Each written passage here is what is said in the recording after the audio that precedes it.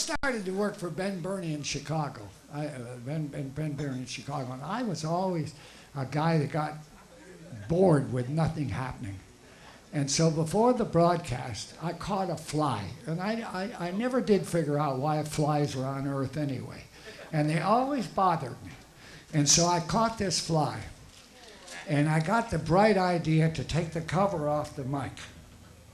I took the cover off and I put the fly in there and put the cover back on again, right? And just before the broadcast, the engineers are going crazy, trying to get the buzz out of that microphone. And so I went to another job. Oh boy. I was a practical joker in the old days. I was always doing something on somebody. Lou, why don't you just pay the regular price for strings instead of getting those used guys down on Canal Street? Why don't you just go for Canal Street? Yeah, when you go down there and get a used set, you don't know who in the hell had their hands in those strings before you got them. Yeah. I'd just go out and buy a new set, and then you get some sandpaper and clean them up, and they're good for a year. Okay.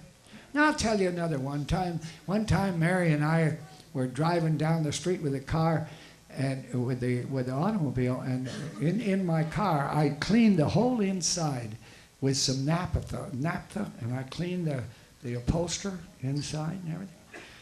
And she asked what time it was, and I says, well, I don't have a light in the car. Give me your cigarette lighter. And I took the cigarette lighter, and it caught into the naphtha, and it just burned the car up.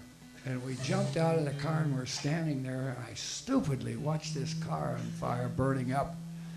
And Mary says, your guitar's in the trunk. And I says, but I don't feel like playing.